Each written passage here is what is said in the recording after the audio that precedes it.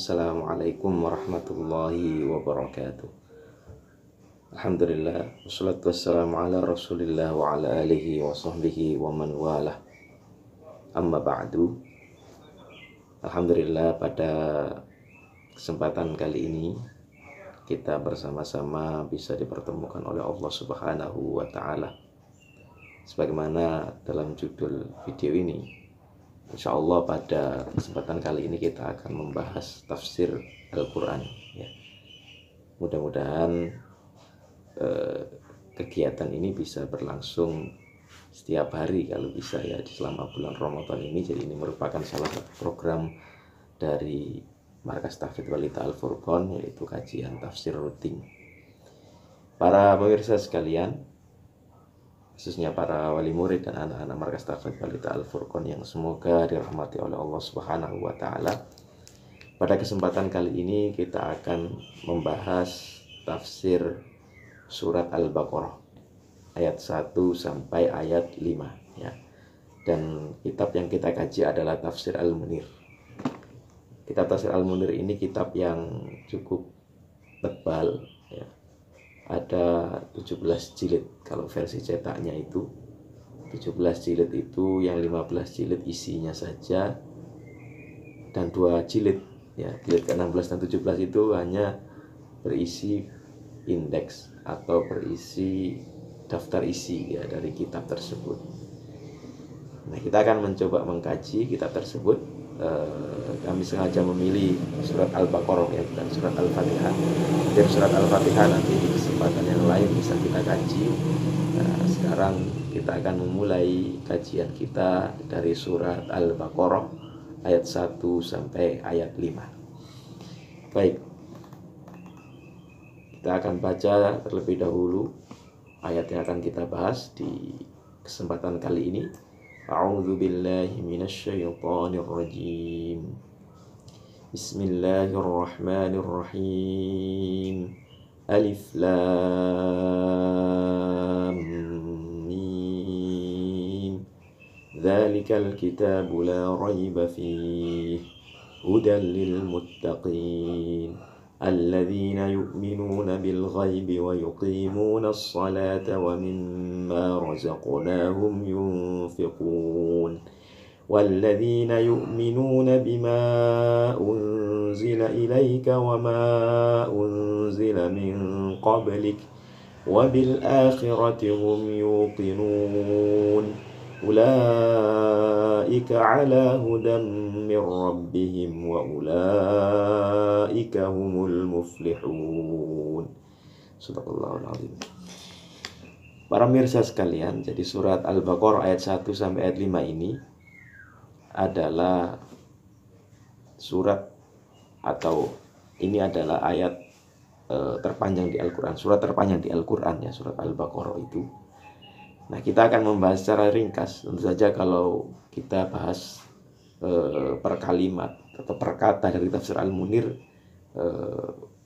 akan panjang pembahasannya ya. Jadi maka pada kesempatan kali ini dan insya Allah di kesempatan berikutnya kita akan mengkaji pokok-pokok ya tafsir dari surat Al-Quran yang akan kita bahas. Nah, surat Al-Baqarah ayat 1 sampai ayat 5 ini terdiri dari 5 ayat ya, 5 ayat. Ayat yang pertama Allah menyebutkan huruf muqatta'ah di dalam Al-Qur'an ya. Ada istilah huruf muqatta'ah, al-hurufu al-muqatta'ah, huruf-huruf potongan gitu ya.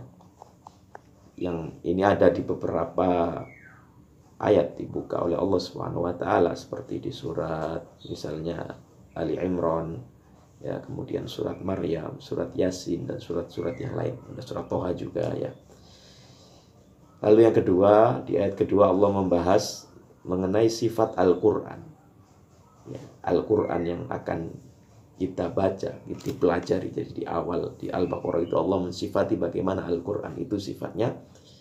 Nah, lalu esensi atau pokok tafsir dari surat Al-Baqarah 1 sampai 5 ini juga berbicara mengenai sifat orang-orang yang bertakwa di ayat ketiga sampai ayat keempat, dan yang terakhir adalah pembahasan mengenai balasan bagi orang-orang yang bertakwa tersebut.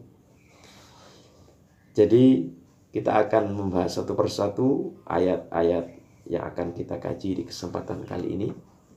Yang pertama, di ayat pertama Allah Subhanahu wa taala menyebutkan huruf muqatta'ah, ya. Huruf muqatta'ah di sini Syekh Wahab Az-Zuhaili menyebutkan waqad istaftahallahu hadhihi surah bil hurufil muqatta'ati tanbihan liwasfil qur'ani wa isyarati ila i'jazihi wa tahaddiyan daiman 'alal ityani bi aqsari suratin min mithlihi wa itsbatan qati'an ila annahu kalamullah alladzi la yudhari'uhu syai'un min kalamil bashar.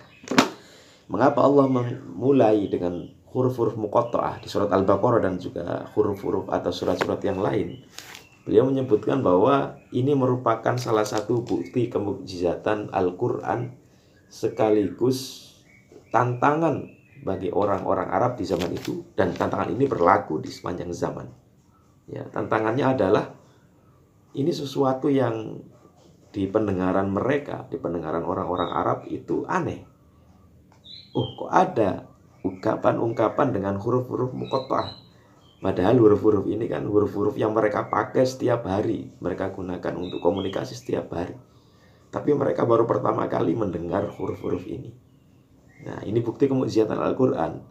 Ya, Allah menantang agar orang-orang Arab itu mendatangkan yang semisal dengan Al-Quran. Dan tantangan ini berlaku umum, bukan hanya bagi orang-orang Arab saja. Ya, berlaku bagi semua orang yang ragu akan kemukjizatan Al-Quran. Ya, yang ragu akan kemukjizatan Al-Quran. Nah,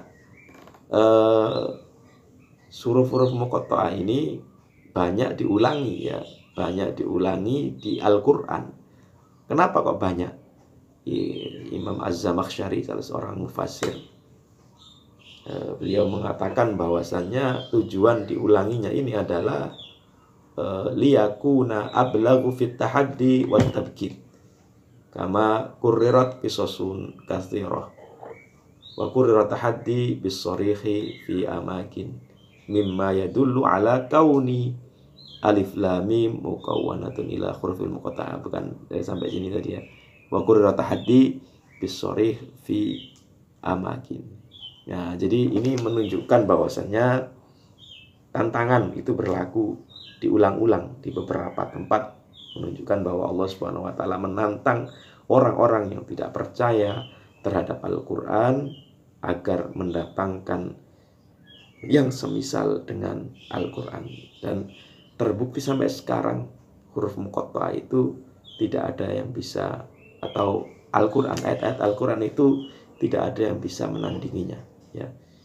Ini sebagaimana disebutkan dalam sabda Rasulullah, man qara'a harfan min kitabillahi ta'ala falahu hasanah wal hasanatu bi asyri amsalihha la aqulu alif lam mim harfun lakin alifun harfun wa lamun harfun wa mimun harfun. Jadi Rasulullah bersabda bahwa siapa saja yang membaca kitabullah itu akan mendapatkan kebaikan, ya. Satu huruf dari kitabullah itu mendapatkan satu kebaikan, dan satu kebaikan dilipat gandakan menjadi 10 kali lipat. Beliau mengatakan bahwa saya tidak mengatakan bahwa alif itu satu huruf, tapi alif lam mim, ya, itu satu huruf, tapi alif satu huruf sendiri, kemudian lam satu huruf sendiri, dan mim satu huruf sendiri.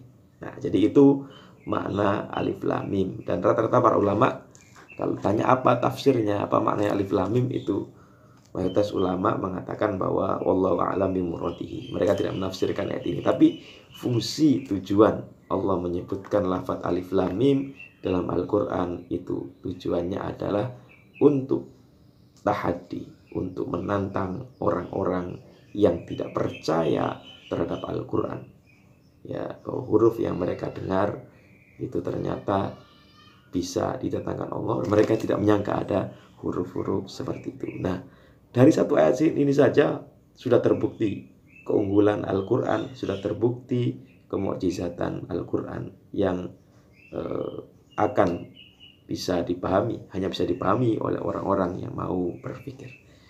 Para jamaah sekalian, para pemirsa sekalian, cukup demikian terlebih dahulu ya. Cukup satu ayat saja kita bahas di kesempatan kali ini. Insya Allah di kesempatan berikutnya akan kita bahas ayat-ayat yang lain ya, ayat lanjutannya, ayat kedua, ketiga, keempat, dan kelima. Billahi taufiq wal hidayah. Assalamualaikum warahmatullahi wabarakatuh. اقرأ فإنك ذو نسم ليس الجهول كمن علم اقرأ